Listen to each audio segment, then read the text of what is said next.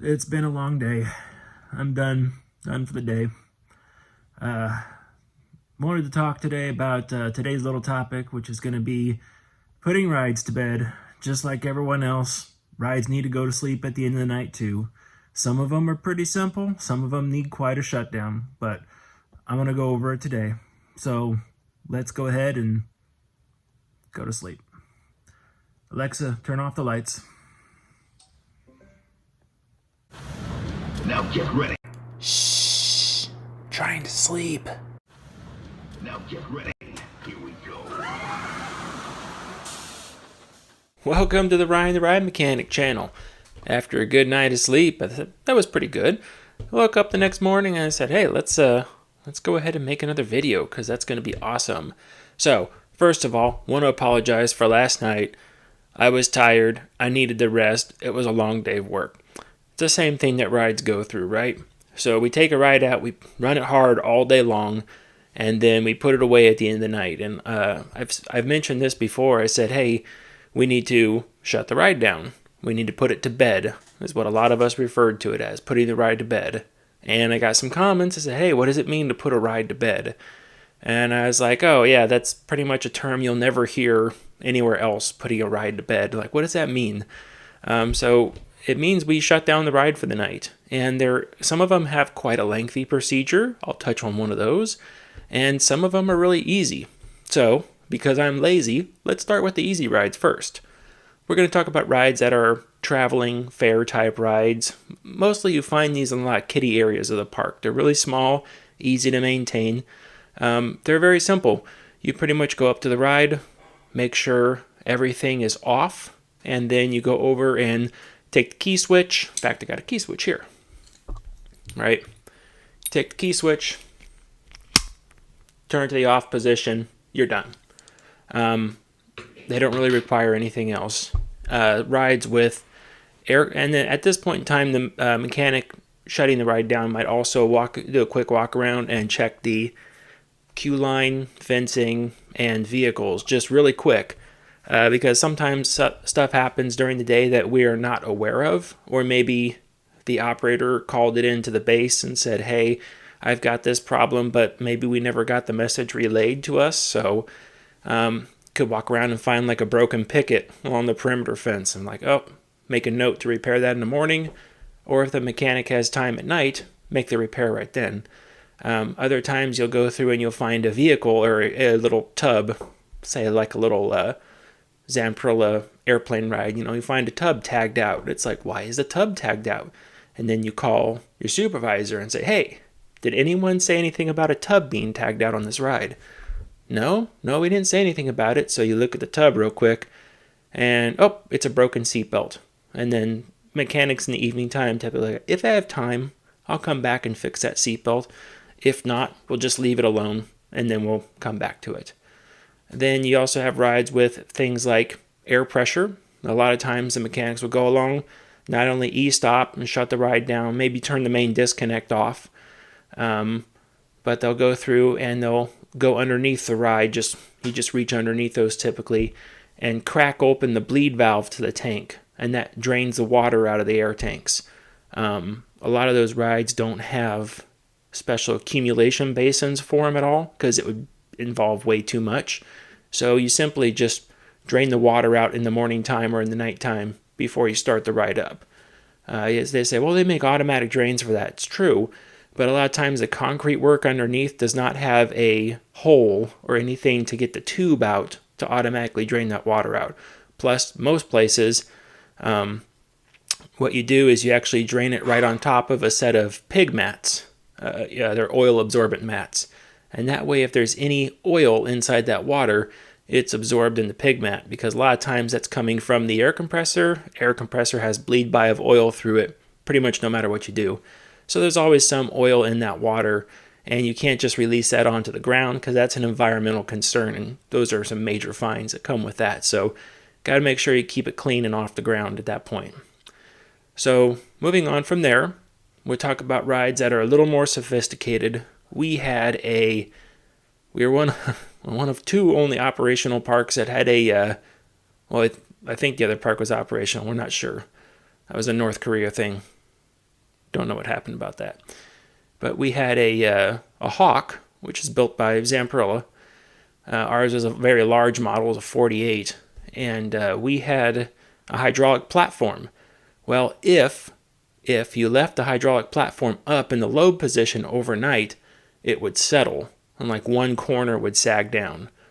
Just for minute leaks inside the system, nothing major, just hydraulics and stuff leak, and those are internal leaks.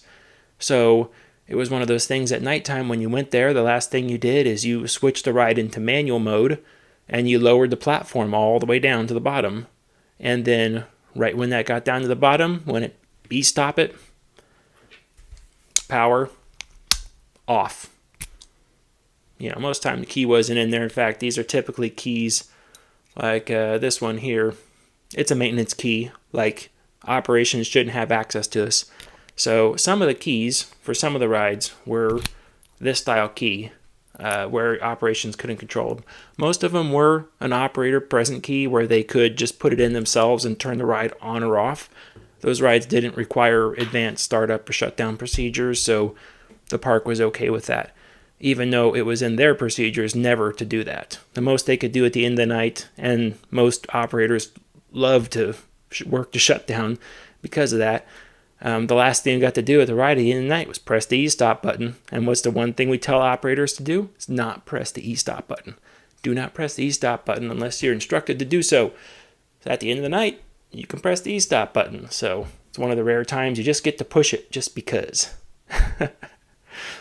So rides with a little more advanced stuff, you have to do things like put the platform down, turn the ride off, drain the air compressor tank, and make sure everything else is okay. Check on seats that are tagged out or anything else that might be happening. You would think from here you'd move to like a small roller coaster, like a little mine train ride or something like that. There's really not anything to do on those as well. They pretty much sit in the station all day, all night. There's nowhere to put the train. They just sit on the track. So it's the same thing as a small flat ride. You just go to it, press the e-stop button, turn off the main disconnect just in case. That's why it kills all the transformers and stuff on the inside. And then you go drain the air compressor tank. So that's no air left in the system. And it could get the water and condensation out of there. That's pretty much it for those little roller coasters. Then let's see. Let's move along to a bigger roller coaster. So let's talk about a big roller coaster with a single train that requires a shutdown procedure. Let's talk about a Boomerang. So boomerangs are typically stored in one fashion. What they are is and operations helps us with this, and they could do it on their own because if you do it in maintenance, it's kind of a pain in the butt. So we tell them, they worked with us on this one, we told them, say, hey, at the last night into the cycle, after everyone's gotten off, close the restraints down, run the ride one more time. And there's a reason for this. I'll get into it in a second. Run the ride one more time, and then when the train comes back through and stops and homes itself that last time, as soon as it homes and stops in its final place, hit the e-stop button. And what that does is that kills the hydraulic system, it kills the air system, and it leaves the catch wagon at the top of the lift hill. And it leaves lift 2 in the up position, which is fine. So the reason for that, like run it one more time unloaded, because we've had operations try to cut that last step, even though it's only an extra 3 or 4 minutes out of their day. We had them try to cut that step, and what they ended up doing was the train would come back into the station, and they got overzealous, and then as soon as it stopped, they e-stopped it. Then they panicked because they couldn't get the restraints open. So, and then their SOP was written to where they could not manually open the restraints. They had to wait for maintenance to come there to open the restraints. So it was just like, okay, let's put a stop to that. Go ahead and get everybody off the train, unload it, close the restraints down, run it one more time, and then as soon as it comes in, hit the e-stop button. I know for the Boomerangs in particular, there's probably going to be a lot of people going, what? They couldn't open the restraints? It was because they pushed the e-stop button. On normal ride cycles, they close somebody down and like, oh, you have to get off with that. yeah, they would just push the foot pedal down and let the people back off. But on a e-stop situation, the procedure was if they pressed the e-stop, none of them were to move from their locations until maintenance arrived and we rectified whatever problem it was for that e-stop, even though it was at the end of the night and it was just like, oh yeah, blah, blah, blah. So on boomerangs in particular, we want the catch wagon stored at the top. It saves time on inspection because when you do your track and structure inspection, you can look at one half the cable wound up on the spool, the other half the cable strung up the lift, and that's on one part of the lift walk. And then when you unload the catch wagon, you bring it back down and latch onto the train, you can see the other half the cable. In fact, you can see the whole cable at that point in time, but you're still at a good distance from it. So when it's up on top, you can get a really good hands-on inspection on that cable that's on the drum down there at the base. So one of the reasons why you want to leave the catch wagon at the top of the lift one every night. So from there, let's move on to let's just go right up to a big roller coaster. The SLC was always one of them. We went against the manufacturer's recommendations. So the manufacturer's recommendations on the SLC is to leave one train in the station and put the other train on the transfer track. Well, we never used a transfer track. It was a very rare thing, and it took 2 people to operate. So the length of time to shut down that ride by putting one train in transfer and the other one on the track was a very long time. Probably took 45 minutes to get the trains positioned that way because you had to stop one on the lift hill, put the one from the station back in the transfer, roll the transfer track back, lock it, send that one around, and bring it in the station. Well, to do that, you're stopping the train on the lift hill. So the manufacturer said, don't leave the train on the lift hill overnight because it bites into the anti-rollback rail and deforms that rail faster. Well, we did. We just went ahead and left the train on the lift hill, and that was actually our standard procedure. We ended up replacing the anti-rollback rail in, I believe it was, when was that? I think we got 15 years of service out of that anti-rollback rail, which is just a giant plate of steel, essentially, right down the middle of the ride. So I think 15 years was good enough. We didn't really notice the harm in that, and we never really had problems with the anti-rollback clause or anything like that. So we just went ahead and did that. And then that startup procedure the next morning, it would take also 2 mechanics like 45 minutes to get that second train out of transfer. So to save time both at night and in the morning, we simply just parked one train on the lift hill, one train in the station. Now, the ride has 2 ready brakes, trim and ready. They say, why wouldn't you just leave one of the trains out in the brakes? Because Vecomas, typically, I'm sure they've changed this in some of them by now, but Vecomas use air bladder applied brakes, which means that they are actually, when you talk about their failed state, they're actually normally open, which means when they lose air pressure, they open. So when you shut the ride down at the end of the night, you turn the air compressor off and the system loses pressure. The brakes open. So if you have one in the brakes, the train will roll forward and impact the train in front of it. So you don't want to do that. So we typically parked one on the lift hill, one in the station. And then moving on to rides with transfer tracks. Woodies are typically not great at the transfer process. A lot of them are very manual.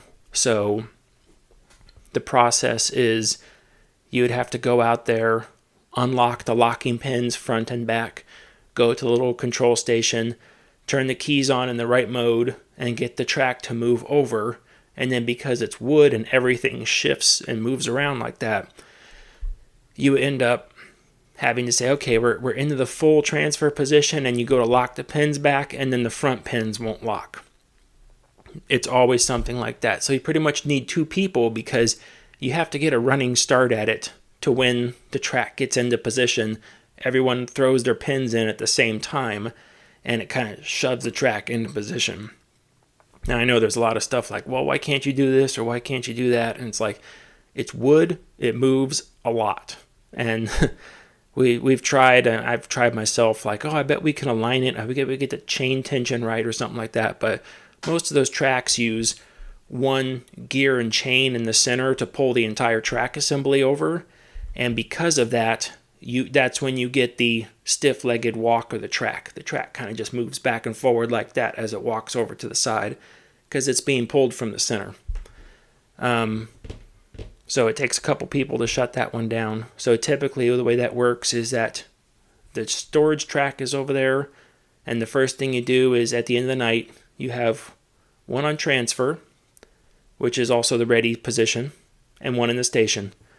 So what you do is you go ahead and you send that one around the station, bring the next one in, and then while the train is out on the track, and then you bring that train in, that comes into the trim brakes out there, and it stops.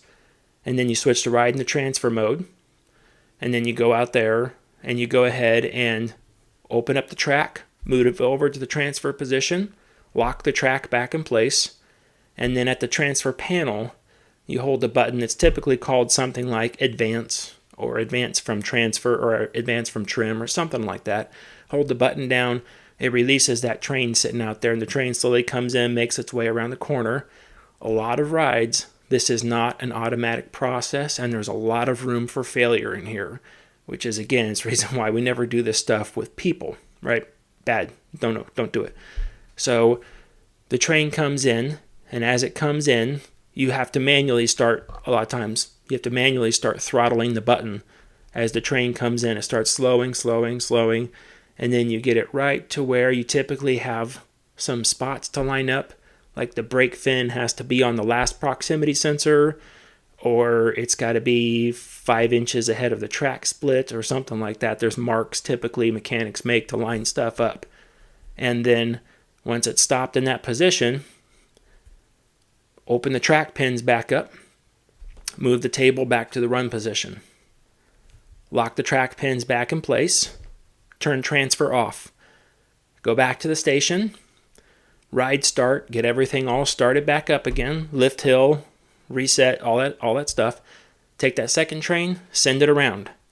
That second train comes into the brakes again, either e-stop it, ride stop it, or if you got somebody over there, just turn transfer panel on. Once transfer panels turn on, they do just like the first train, but now with the run track. Now they advance that train over, and they again run it in, and stop it right in that spot. Now that spot that they're stopping it in is not the same spot that the ride uses to stop the train. If you let it go to that ride stop position, that front coach goes over the track like 4 feet. And it goes into the run track like 4 feet on that side. The reason why you don't want to do that is because there's no inspection from underneath to see the bottom of those trains.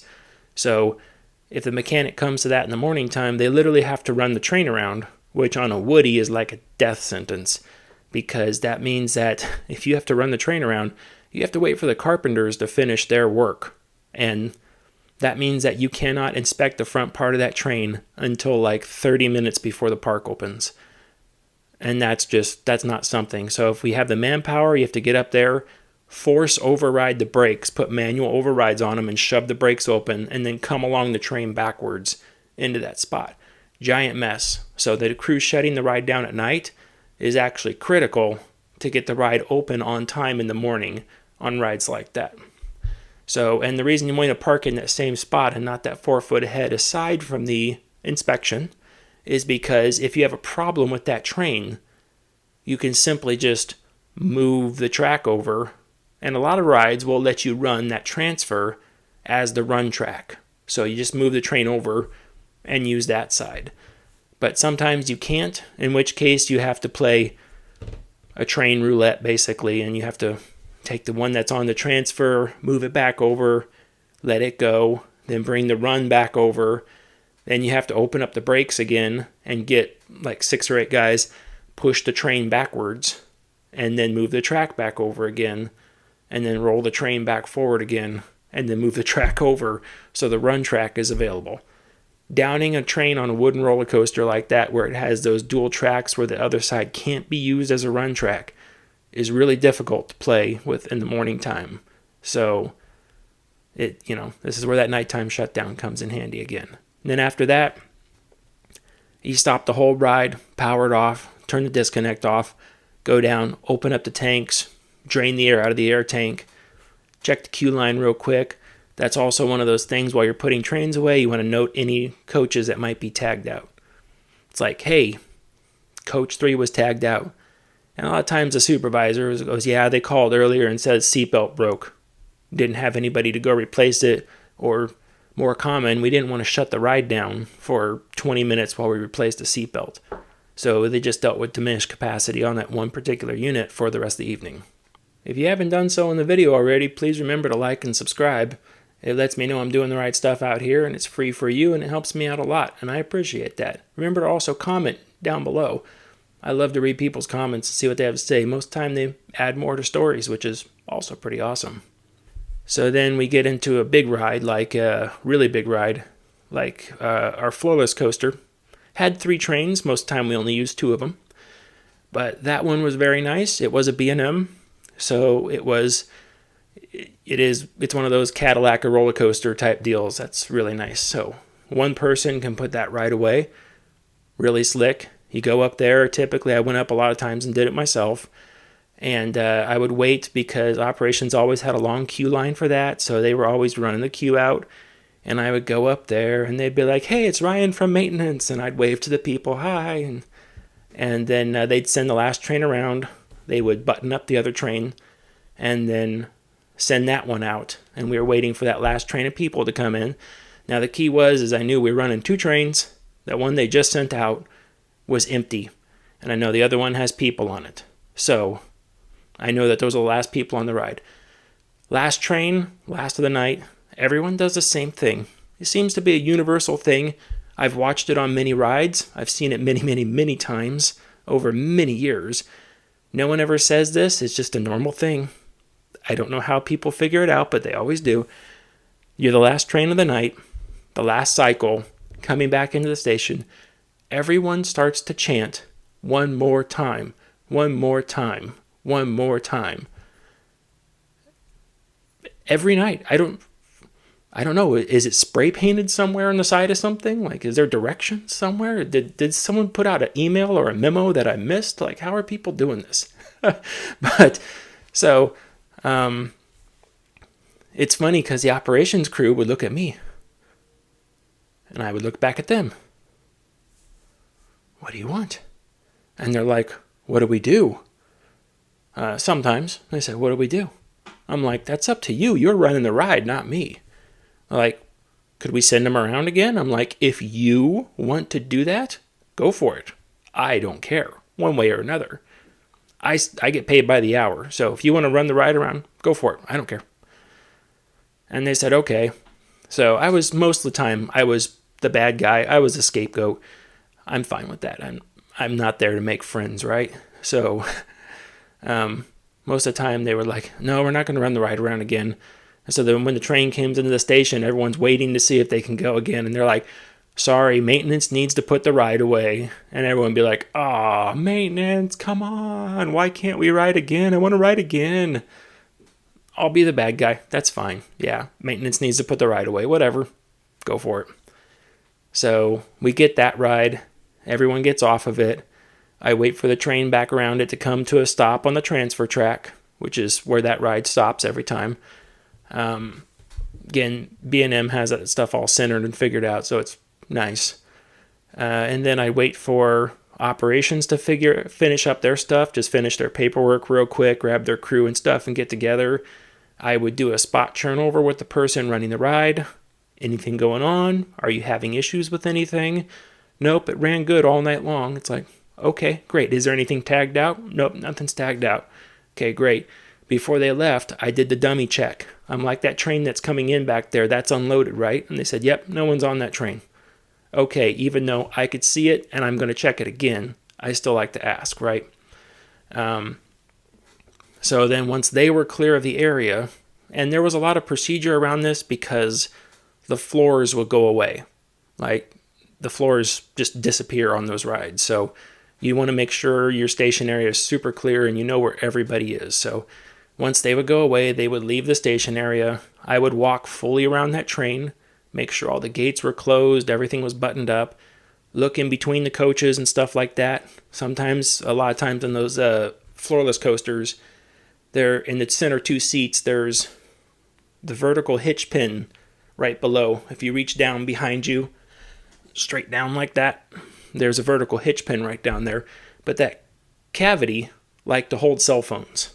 So a lot of times people riding in those center two seats, they lose their cell phone and come out. They assumed it was lost somewhere out on the track in the infield. It's actually right there where that vertical hitch pin is. So sometimes I pull those cell phones out and just leave them up there by the operator stand. And then, so I switched the ride in the manual mode, full transfer. And then I would take the flooring and open it up, the flooring is called the combs. And the combs are really cool to watch because B&M refers to them as robotic flooring. Couple stages. The first stage comes down, then it opens up, and then it's still in the envelope of clearance underneath there, so they come back up again, and then everything locks out. So the ride's ready. So I put the combs down, then I go on to the transfer table. I love transferring that ride. It was so great. I'm like, what train do we have? We have train 2. I took the transfer table panel, just went selector switch, went click, click, number 2, and hit move table. And the ride already knew to move the table that direction. It just went out, out, out because it was dual gear drive on both sides. The table moved straight. It didn't walk like that wooden coaster I was telling you about. It just moved straight the whole time. So it would get out to table 2 and it would slow down. And then as soon as it got right in front of the thing, it would stop, take my hand off the button, pins automatically lock. I love that ride so much. So awesome. At the same time, like as soon as you open the pins up, pneumatic track stops come up on top of the track and lock the train into position. So even if somehow the train did decide to move, there's physical wheel chocks in the front and back and it couldn't go anywhere. So then I just go ahead and go train reverse and move the train right back into the work bay. Again, when it was done, it would trip the proxies off back there and it would automatically shut the process down. Couldn't move the train back any further. Took the selector switch, went to bay 1 to run track, move table. Table came back over into the run track area, fingers off, pins, automatically locked again. Track stops, automatically came off. Train reverse, hold it. Now it brings the train in the station backwards onto the transfer track. When it stops, select bay number 1 now. Move table. As soon as the pins pulled out, track stops came over. It would move over to bay number 1. As soon as it stopped, fingers off, pins would lock into place, move train backwards. A little bit of button pushing. Honestly, like once you're there doing it, it's super easy to do. Like really easy to do. But it was always something to watch. It was so fun to watch because people were just like, no one understands like how does a train get off the track? And they don't understand that transfer process. And transferring trains is pretty cool. It's like I'm going to make another video just about transferring trains. Not that there's a ton of stuff to talk about, but it is really cool just to watch. And I found a handful of videos out there from and y'all and everywhere else and just like people transferring trains because it is a rare thing to see. You don't see it that often. And just to see how some parks do it, really interesting to see. But when I get the track back into that run position and I lock it back out, I go up into the station, switch the ride back into manual mode, and bring the robotic flooring back up. And then that gave us a path to cross. So we typically leave that floor up overnight. All the flooring is cam overlocked on those things. So as it extended, there was a cam underneath that rotated. And as the cam rotated, it got past its center line just slightly and locked into place. And then the flooring was mechanically locked in the vertical position. And because it was locked up between the station rails, it was also mechanically locked. It could not open this way. So once it was mechanically locked in the up position, everything would go into vent. Everything would go into neutral, essentially, and take all the air out of it. So everything was good. So once we did that, turn the operator panel off, hit the e-stop, turn all the switches off. Took 3 keys to put that right away. So turn all the keys off, go downstairs, turn the main power off, go to the air compressor, turn it off, and then open up the 2 main tanks and start bleeding the air pressure out. And then that ride was put away. The most pain in the butt thing that I've ever had to do, and I didn't have to do it for that long because we didn't use it for that long, was our 3D iWorks theater. Has all the moving motion-based seats on it on the inside. 3D, that thing was a 3D pain in the ass right there. That was really bad because you had to get all the way up to the projector rooms, which was really high up there. There's stairs going up, it's not a big deal. But you had to unthread the projectors every night and take the film out and then clean the tracks where the film went and clean the lenses, clean the dowser areas and stuff like that. And all this stuff was really hot already. And I remember you couldn't just shut the bulbs off. I don't think you could. Yeah. You couldn't just shut the bulbs off to those projectors. You had to take giant rheostats. Rheostat's not the right word. They're basically giant transformers with a hand crank on top of them that determined how much current came out of it, right? We had to take those guys and turn the current down to them. They normally ran, I think, 150 amps per bulb, and we had to turn them down to like 115 and then turn them off. Now, they could just be shut off, but in the morning time, if the crank was still wound up at 150, which you had no way to see, but if that thing was still wound up and you turned the bulb on at that point in time, sometimes it would blow the bulb.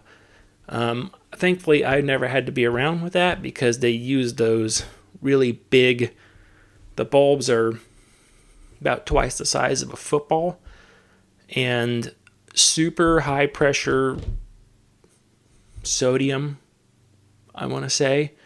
The rare times we had to change the bulb on it, the bulbs were stored in containers, and when you did it, you basically had to wear like bomb squad gear, because you had to wear it was like a Kevlar vest with long sleeves, these heavy gloves, face shields with a neck protector, because when you pulled that bulb out, you were essentially holding a little grenade right there, and it was super scary in my mind to deal with. It's a lot of energy wrapped up in that thing.